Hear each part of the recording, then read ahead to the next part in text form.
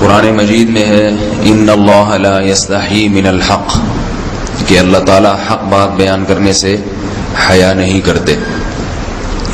حدیث میں بھی بعض ایسے مسائل کو اللہ کے رسول نے بیان کیا ہے صلی اللہ علیہ وسلم نے جو بظاہر حیا کے خلاف ہیں، مگر اس لیے بیان کیا کہ اگر آپ صلی اللہ علیہ وسلم بیان نہ کرتے تو لوگ ان بے شرمی کے کاموں میں مبتلا ہو جاتے۔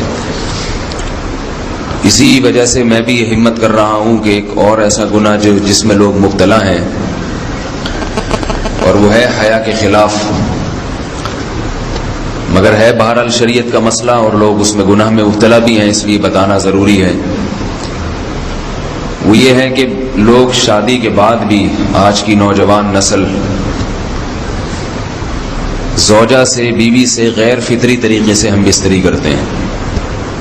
انٹرنیٹ پہ بیہودہ فلمیں دیکھتے ہیں تو جو چیز انگریزوں کی دیکھ رہے ہیں کہ ان کے کلچر آہستہ آہستہ میڈیا کے ذریعے ہمارے معاشرے میں بھی آ رہا ہے۔ اللہ کے رسول صلی اللہ علیہ وسلم نے لعنت فرمائی ہے، ایک روایت میں ہے کہ اللہ اس کی طرف دیکھے گا نہیں، کہ جو اپنی زوجہ سے پچھلے راستے سے ہم بستری کرے گا۔ یہ بیماری بھی، یہ گندگی بھی لوگوں میں پھیلتی جا رہی ہے، خاص طور پہ جن کو لڑکوں سے بدفعلی کی عادت پڑ جائے تو وہ زوجہ سے فطری راستے سے ہم بستری نہیں کرتے۔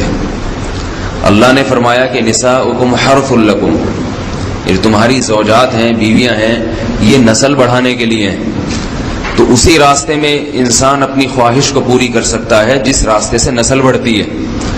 اس کے علاوہ کسی اور راستے سے اپنی خواہش کو پورا کرنا یہ حرام ہے، گناہ کبیرہ ہے، گندگی ہے۔ ہمارے پاس کیسز آتے ہیں، ایک پاک دامن لڑکی کی شادی ہوتی ہے، لڑکا بھی بظاہر بڑا نیک، لیکن کیا ہے، لڑکا چونکہ ٹھرکی ہوتا ہے، شہوت کا درندہ ہوتا ہے، تو وہ یہ نہیں دیکھتا کہ میں اپنی بری خواہش مٹانے کے لیے میں اپنی زوجہ کو غیر فطری طریقے پر مجبور کیسے کر سکتا ہوں، تو مجبور کرتا ہے پھر اپنی بیوی کو۔ اس میں جو عورتیں زیادہ پاک دامن نہیں ہوں، نیک نہ ہوں، یا ان کو یہ ڈر ہو کہ طلاق ہو گئی تو ہم کہاں جائیں گے، وہ پھر اپنے شوہر کے ساتھ اسی غیر فطری طریقے پر آمادہ ہو جاتی ہیں، اور اس کا عذاب اور اس کا وبال یہ ہوتا ہے کہ کچھ دنوں میں ان کو بھی اسی کی لت پڑ جاتی ہے۔ انسان جب بھی کوئی غیر فطری راستہ اختیار کرتا ہے، آخرت کا عذاب تو بعد میں، دنیا کا عذاب یہ آتا ہے کہ پھر اس کو لذت فطرت میں آتی نہیں ہے، پھر جو راستہ اللہ نے رکھے اس میں اس کو لذت نہیں آئے گی، پھر وہ گندگی میں ہی گھسنے کی کوشش کرے گا، اس کی بھی فطرت خراب ہو جاتی ہے، اور جس کے ساتھ یہ بدفعلی کی جائے اس کی بھی فطرت خراب ہو جاتی ہے، وہ بھی پھر کسی کے قابل نہیں رہتے۔ تو اپنے جان پر رحم کرنا چاہیے۔ ہم انسان ہیں، ہم درندے نہیں ہیں، ہم گھوڑے نہیں ہیں، ہم گدھے نہیں ہیں، ہم جانور نہیں ہیں، ہم انگریز نہیں ہیں۔ انگریز نے تو حیا اور شرم کی تمام حدود کو توڑ دیا ہے، وہ تو درندے بن چکے ہیں۔ ہم تو درندے نہیں ہیں، ہم تو حلال کھاتے ہیں، پاک صاف رہنے کی کوشش کرتے ہیں، تو ہم ان کی جو کلچر دیکھ دیکھ کے ہم ویسے درندے بننے کی کوشش کیوں کریں؟ تو یہ بہت بڑا وبال ہے، بہت بڑی برائی ہے جو ہمارے معاشرے میں آہستہ آہستہ جڑ پکڑتی جا رہی ہے، اور اس سے بیماریاں بھی پھیلتی ہیں۔ غیر فطری طریقہ ہے، بیماریاں بھی پھیلتی ہیں۔ ایسے کیسز آتے ہیں کہ جناب وہ مرد مجبور کر رہا ہے بیوی کو، اور وہ بیوی جو ہے ساتھ نہیں دیتی تو پھر اس کو طلاق کی دھمکیاں دیتے ہیں۔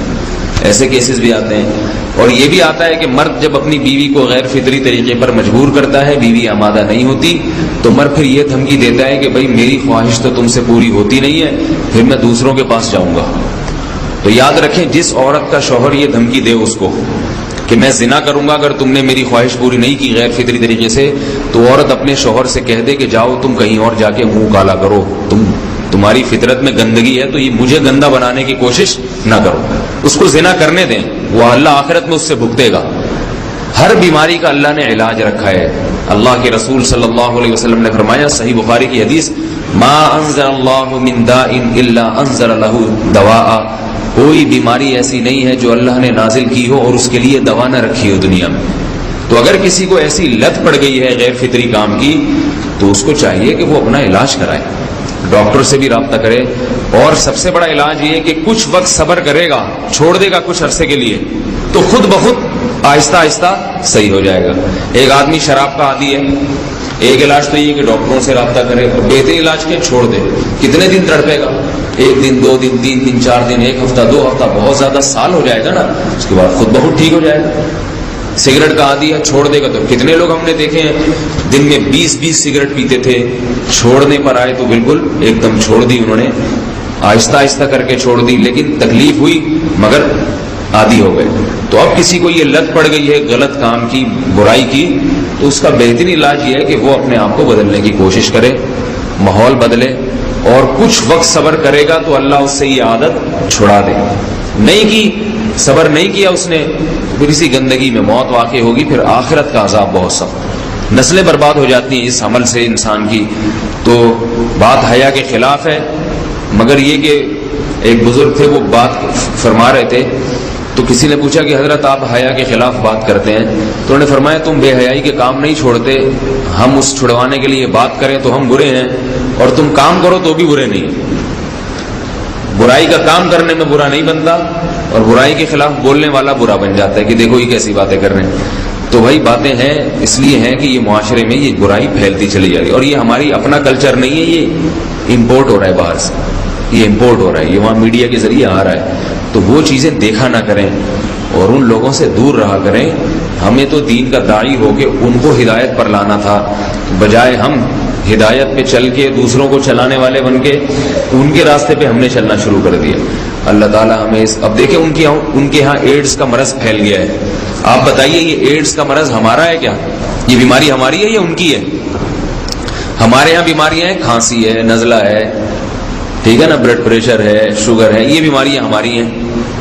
کوئی اللہ کا شکر ہے گندی بیماری ہمارے ہاں نہیں ہے۔ جتنی گندگیاں ہیں وہاں سے آ رہی ہیں، ایڈز کا مرض وہاں سے امپورٹ ہوا ہے۔ وہ ایڈز کا مرض اسی بدفعلی کی وجہ سے پیدا ہوتا ہے، اسی سے جراثیم پیدا ہوتے ہیں، اور اتنا خطرناک مرض کہ ایسے متعدی ایسے پھیلتا ہی۔ افغانستان میں ایڈز کا ریشو 0 تھا، 0۔ وہ جانتے نہیں تھے کہ ایڈز کا مرض ہوتا کیا ہے۔ جب سے امریکن آرمی، برطانیہ آرمی افغانستان میں آئی ہے، فوجی آئے ہیں، افغانوں میں ایڈز کا مرض پھیل گیا ہے، انہوں نے وہاں بدفعلیاں شروع کر دی ہیں۔ تو وہ تو حالانکہ ان کے لیے زنا کتنا سستا ہے، کتنا سستا ہے نا ان کے لیے زنا، پھر بھی وہ لڑکوں کی طرف مائل ہوتے ہیں۔ تو اتنی گندگی، ایسا گندا جب انسان بن جائے پھر اللہ اس کے وجود کو برقرار نہیں رکھتے، اور رکھتے ہیں تو پھر آخرت میں سزا دینے کے لیے اپنے آپ کو ان گندگیوں سے بچانا چاہیے، حلال پہ اکتفا کرنا چاہیے۔ اللہ تعالیٰ ہمیں حلال پہ قناعت کی توفیق عطا فرمائے اور پاکیزہ لوگوں میں ہمارا شمار فرمائے۔